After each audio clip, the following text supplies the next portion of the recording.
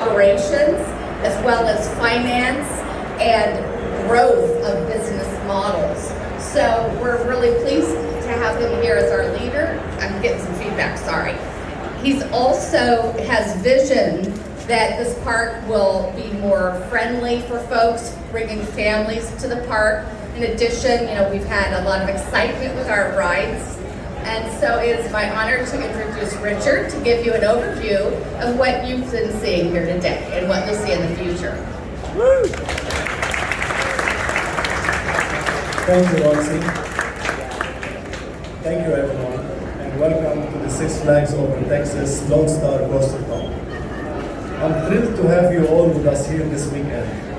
It is an exciting time of the year as we meet during the Viva La Fiesta festivals, and we just opened Aquaman the Power Wave a few weeks ago during spring break.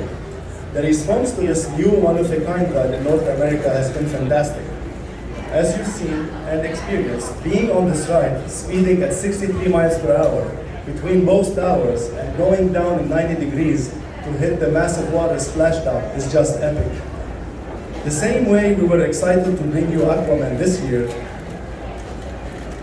and while I cannot yet share a lot of details, we have more exciting additions in the works over the next few years.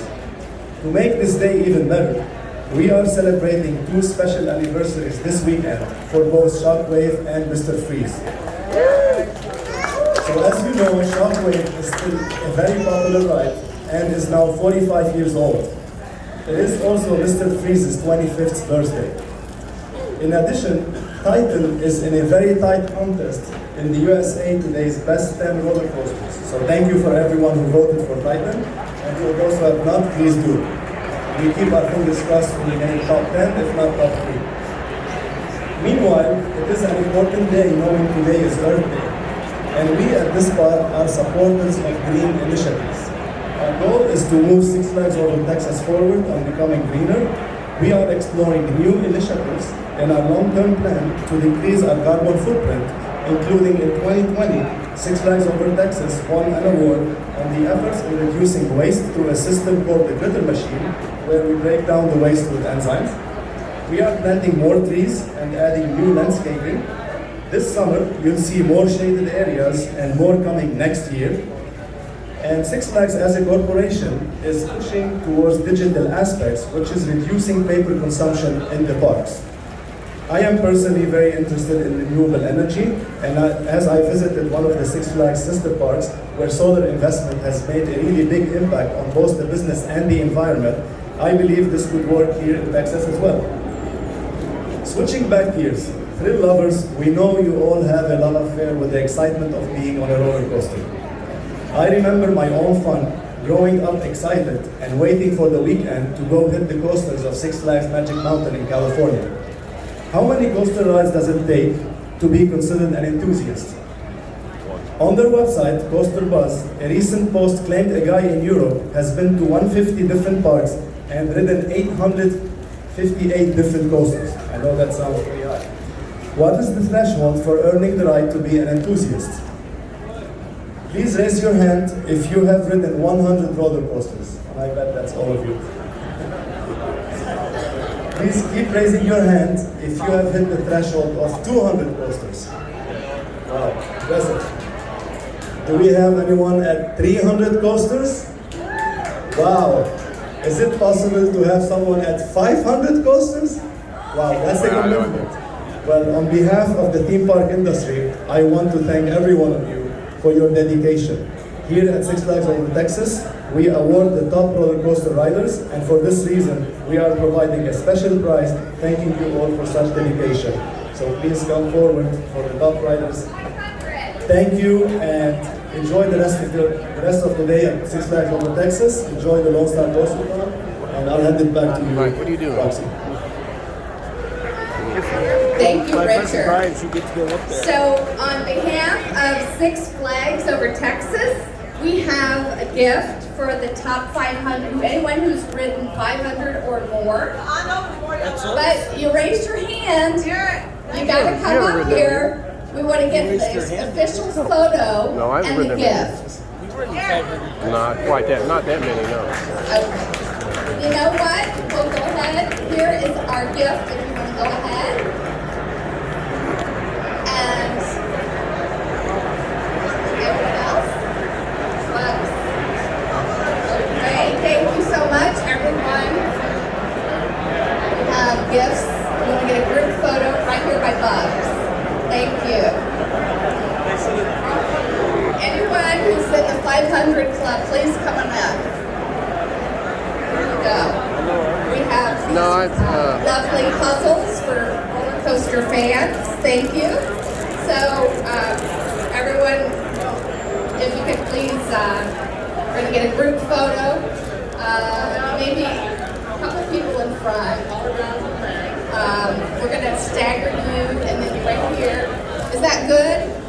Everyone, snuggle a couple people down below. Thank you. Okay, we're going to do the photo now. 3, 2, 1. Okay.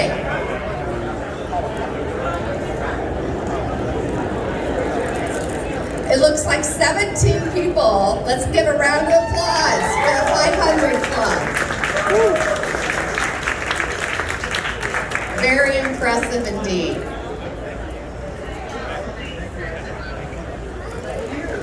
So, it is my pleasure to bring up our next guest. As you know, we will be going through some questions you all submitted to us on the QR code. So, our operations director has ridden 300 roller coasters. He confessed to me earlier this week when we were asking around the room how many everyone had done. Chris is also a 20-year veteran for theme parks. Has been all over the country and joined us recently about a year ago. So Chris Kiersey is going to go through the questions that y'all submitted, and I will ask the questions and then we'll answer them going through the list. So the first one is, will Judge Royster get a retract, and who will the company be, GCI or RNC? So here's my thoughts on that question. I think Judge Royster is an excellent attraction because it's a family attraction, right? And it has a lower height requirement. It's a traditional wooden coaster built in the early 80s. I think we should preserve the coaster for what it is. But that's not to say that we wouldn't go through and consider a product that would extend the service like of the track itself. The ride was closed for a couple months this spring, but we did several hundred feet of retracking. So I don't see us doing, like, for example, doing an RMC conversion, but I could see us in the future exploring some of the products that are on the market, whether it's GCI or Gravity Group that offers a stronger wooden track. So that would be our intention going forward. It is a great ride. Okay. And the question most asked, so there's a lot of people here who must love this attraction. When will Spelunker Cave reopen? It will reopen.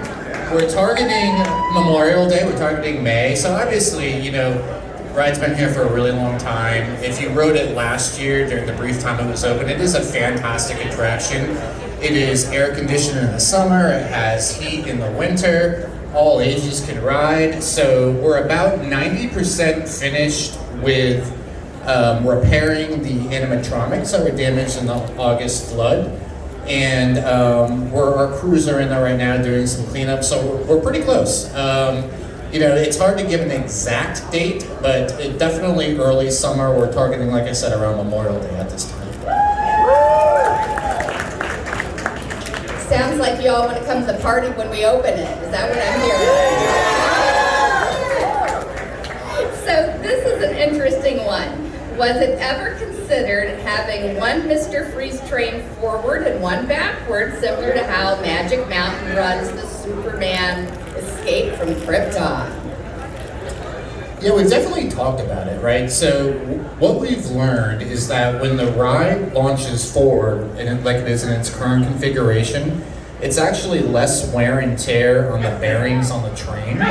So the Superman at Magic Mountain, that has two independent separate tracks, right? Whereas Freeze, we have a transfer table that travels on one track. So in its current configuration now, it's not possible to have one train run in each direction. It would take a lot of re-engineering of the train itself. So that's not the current plan right now, but the reason that we did reverse the trains back is because it appears to be less maintenance and more uptime. Thank you. And I just want to ask, how many tried Aquaman, the Power Wave ride? Okay. The question is, why did it take so long? Why did it take so long? So we actually started working on the project after the prototype opened in Belgium. Pulsar, I know some of you have probably ridden that, right? Show of hands. So I know, yeah, there's definitely some folks who have. So we started that project, and when the ride was originally commissioned, it was commissioned with only one boat. And we decided, you know what, it's a water ride, it's Texas, it's really hot in the summer, and we really need more throughput out of it. So we made the decision to go back to mock rides and purchase a turntable. That did cause a delay, and then there was that pesky little COVID-19 thing that happened, which really did throw a wrench in the global supply chain, and also, you know, inflationary pressures as well, just getting the ride constructed. So, you know, it was a long time coming, and between adding the turntable back into the plan and then just dealing with some of the construction delays with getting parts from overseas, we decided to push it into the 2023 season. But it is open, and it has been really well received. And I hope you all have had a chance to ride it, and it is the first of a kind in North America. So for me, I think it's a very fun ride, and if you don't want to get soaked, ride in the middle seats. If you want to get really soaked, ride in the front. So this is an interesting one, very specific. Would you consider turning the lights on for Runaway Mountain ERT tomorrow? Yes, we will. So when we usually do Runaway Mountain ERT, we'll dispatch one train in the dark, so the folks who want to ride it in the dark can do that, and then we'll turn the lights on and dispatch another train with that. So we'll do that tomorrow morning for you.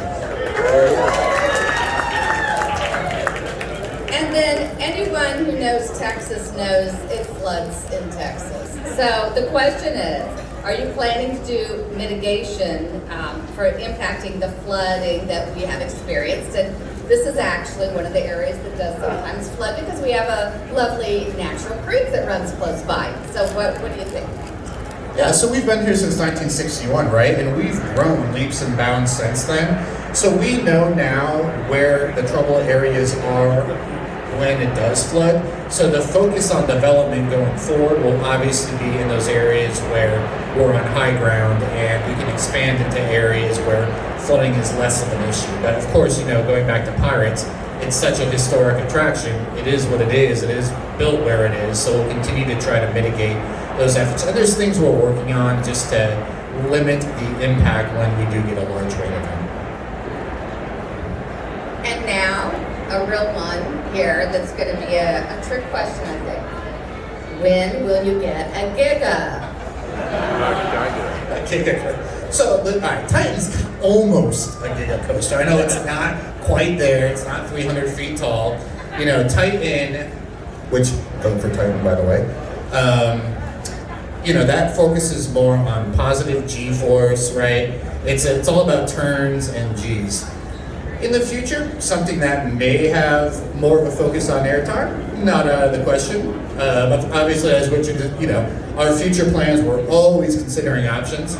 So, you know, we're not talking about the future just yet, but who knows?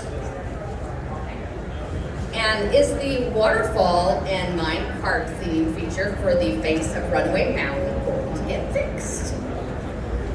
It will. You probably, some of our super fans who are local noticed that we did have the waterfall working last year. Not the whole thing, but part of it. The issue is that behind that rockwork structure, there's some rust mitigation that's going to need to occur. So, you know, it's not going to be this year, but in a future year, our plan is to take that facade off, make the repair work, put the facade back on, and get some of those effects working. You'll notice the gators are working in the queue. You know, the extended queue where you get before you walk into the building. But we have a long punch list of really cool things we want to do to Runaway Mountain to kind of bring back some of its former luster. just curious what's going on with Harley Quinn. It's not a really good ride. So, listen, it's a really cool looking ride, right? When you take a look at the throughput that I can get and all the downtime that we had with it, it just, it wasn't worth the ongoing cost of repairs. So some of the parts we're going to ship to New Jersey because they are running their cyborg attraction. And then later on this year, we will remove the ride from its current plot and we'll earmark that for future development. So if you have suggestions, I don't think a Giga is going to fit back there. Or if you have other flat ride suggestions, shoot them our way. And that's all. Okay, thank you so much. I know you asked a lot of questions. We kept it to the rides because we have limited time today. The one question that I am curious about, what does the pink thing taste like? Does anyone want to share what they think it tastes like? I saw someone eating one here. Was that you? What does it taste like? To me, it tastes like pink lemonade. Pink lemonade. Okay, that's what I think too. I had one last week. I was thinking more fruit punch maybe, but I like your pink lemonade idea. Pink Starburst, that's what I get. Pink Starburst vibes from that, but it is good. Yeah, so this wraps our Q&A. Thanks for your time and attention. I'm going to pass it back over to Roxy for the rest of the event this evening. So thank you very much, Chris and Richard. So we do have the auction, which will take place after dinner and drinks. We are waiting. I think the bar is going to open soon. Is that true? Yeah. Okay, so we also have another fun Looney Tune character at the back. If you love to have a little picture with our friend the duck and go do the quack, there's a dance or something, maybe you can make one up if there isn't one. I also just wanted to say housekeeping and everything. The drinks are in the back over there. The restrooms are out this way. And the auction items are in the next pavilion. We have over 20 things.